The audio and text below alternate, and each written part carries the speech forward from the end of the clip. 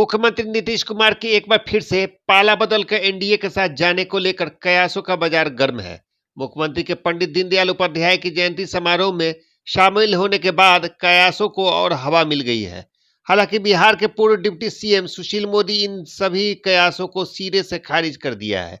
सुशील मोदी ने कहा है कि नीतीश कुमार एक राजनीतिक बोझ बन गए हैं, अब वे नाक भी रगड़ लेंगे, उनकी एंट्री एनडीए में नहीं होने जा रही है। न कोई निमंत्रण था, नहीं तो जरूर आते। और इस मूर्ति का जो शिलान्यास हुआ या जो मूर्ति लगाई गई, ये तो नीतीश जी के द्वारा ही लगाई गई थी। जब हम लोग सरकार में थे तो हम लोग को सूचना नहीं थी कि 10:30 बजे कार्यक्रम है, तो हम लोगों ने अपने कार्यालय में जो मूर्ति लगी है उस पर माल्यार्पण करने के बाद हम लोग यहाँ पर आए और हम लोग माल्यार्पण कर रहे हैं। और देखिए, ये एक औपचारिकता है। अलग अलग दलों के नेता, महापुरुष, उनकी मूर्तियां सरकार लगाती है। तो अगर आज नीतीश जी आए यहाँ पर तो उसका कोई निहितार्थ नहीं निकाला जाना चाहिए, क्योंकि ये मूर्ति तो उन्हीं के कार्यकाल में और उन्हीं के द्वारा मूर्ति लगाई गई है। तो इसलिए ये जो मीडिया में तरह तरह का कयास लगाया जाता है कि आज क्यों आए, कैसे आए, तो इसलिए इसका कोई राजनीतिक निहितार्थ नहीं निकाला जाना चाहिए। 17 सालों में देखेंगे सर, तो 2-3 बार ही पहुँचे हैं, तो इस चलते इसलिए जब उनको सुविधा थी आए वो, तो जब मैंने कहा कि इसका कोई निहितार्थ नहीं निकाला जाना चाहिए।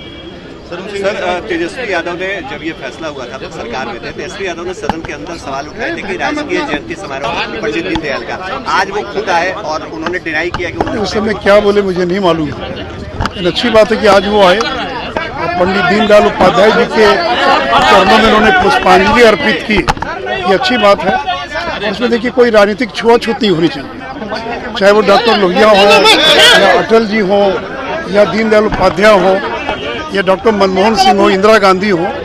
इसमें कोई राजनीतिक छुआछूत नहीं होना चाहिए। जिन्होंने देश के लिए अपने प्राणों का बलिदान किया, त्याग किया, जिन्होंने देश के लिए काम किया, उनकी मूर्ति अगर लगी है तो उस पर लोगों को जाना चाहिए। इसमें पॉलिटिकल आधार पर किसी प्रकार का भेदभाव नहीं होना चाहिए। सर, नीतीश जी को लेकर जो लगातार चर्चा का बाजार गर्म है, इस चर्चा में कुछ दम है सर?